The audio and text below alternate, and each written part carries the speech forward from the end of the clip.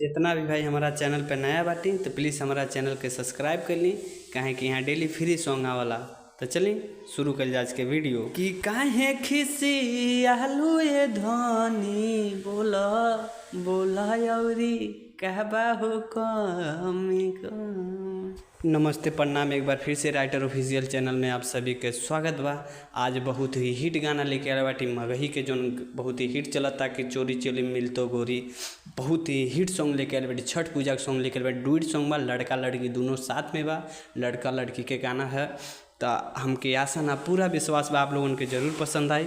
और जितना भी भाई हमारा चैनल पे नया बाटी तो प्लीज़ हमारा चैनल के सब्सक्राइब कर ली, काहे कि यहाँ डेली फ्री सॉन्ग आवाला। आई गाना बिल्कुल फ्री बा, जौन भाई गावल चाहत हमें बिल्कुल गा सकने। डुइट सॉन्ग बा, लड़का लड़की साथ में गावे वाला। तो हमके आशा ना पूरा विश्वास बा आप लोगों की वीडियो ज़रूर पसंद आई।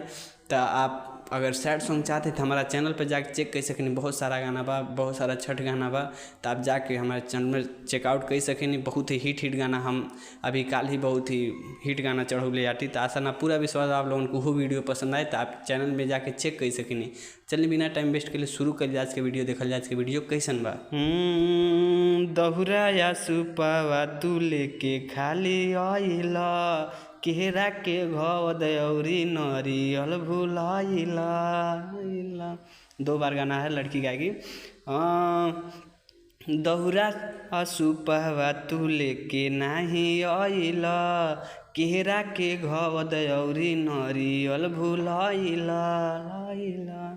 उसके बाद लड़का बोलेगा कि काहे खिसी आलू ये धनी, काहे खिसी आलू ये धनी। तब बोला बोला यौरी काबा हो कमी, काहे खिसी आलू ये धनी बोला बोला यौरी काबा हो कमी। बोला हो। तो आप लोगों के मुखड़ा कैसन लागल प्लीज़ कमेंट करके ज़रूर बताएं। और चलल जा अंतरा अंतरा देखल जाए कैसन बात। आपके भाई आप खातिर इतना मेहनत कर, तो प्लीज़ भाई आप बढ़न भाई लोग आप लोग हैं, तो प्लीज़ अपना छोट भाई के सपोर्ट करी। और बहुत बहुत धन्यवाद, हमारा चैनल पर 100 सब्सक्राइबर हो गए बाटे। तो आप लोगों के बहुत बहुत थैंक यू जे हमके सब्सक्राइब कर बा। और जे भी भाई हमारा चैनल पर नया बाटे तो प्लीज़ हमारा चैनल के सब्सक्राइब कर ली। और यहाँ हमारा चैनल पर डेली फ्री सॉन्ग आवाला।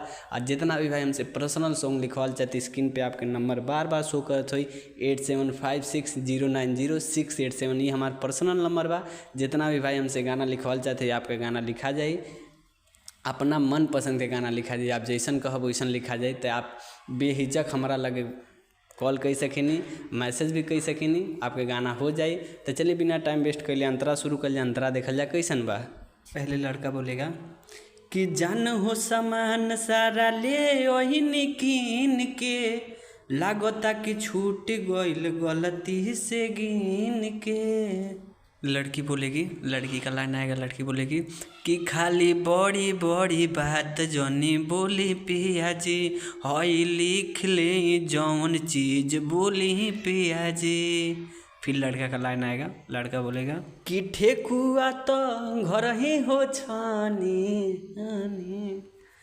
कि ठेकुआ तो घर ही हो छानी। तब बोला बोला धनी काबा हो कमी, ठेकुआ तो घर ही हो छानी। तब बोला बोला धनी काबा हो कमी।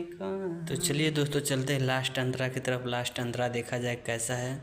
उससे पहले आपसे रिक्वेस्ट है, जैसे हर वीडियो में होता है इस वीडियो में वही बात है कि आप हमारे चैनल पर नए हैं तो चैनल को सब्सक्राइब कर लीजिए।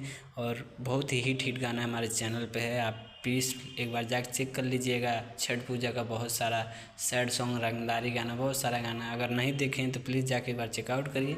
हमारा चैनल अच्छा लगे तो सब्सक्राइब ज़रूर करिएगा और वीडियो को लाइक ज़रूर करिएगा। काहे कि आपका छोटा भाई आपके लिए इतना मेहनत करता है, तो प्लीज़ अपने भाई के लिए तो इतना तो फ़र्ज़ बनता है कि आप अपने भाई को सपोर्ट करें।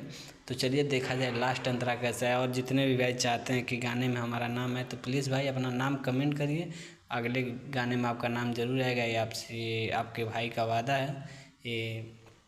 तो चलिए बिना टाइम वेस्ट किए शुरू करते हैं लास्ट अंतरा। लास्ट अंतरा देखा जाए कैसा है। और नाम चाहिए तो कमेंट करिएगा, चैनल पर नए है तो प्लीज़ चैनल को सब्सक्राइब करिएगा। तो चलिए बिना टाइम वेस्ट किए शुरू करते हैं लास्ट अंतरा। लास्ट अंतरा देखा जाए कैसा है।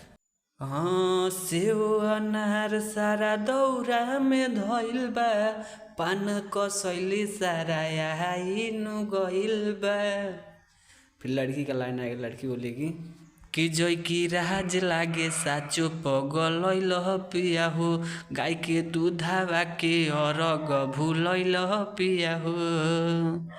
फिर लड़का गाएगा लास्ट, अरे तो खुश बिया आपन हो मम्मी, खुश बिया आपन हो मम्मी, तो बोला धनी काबा हो कमी, खुश बिया आपन हो मम्मी, तो बोला धनी काबा हो कमी का। तो चलिए मिला जाए आपसे नेक्स्ट वीडियो में, तब तक आप लिए हमारे चैनल पर नए हैं तो प्लीज़ चैनल को सब्सक्राइब करिए। जय हिंद, नमस्कार दोस्तों, मिलते हैं नेक्स्ट वीडियो में।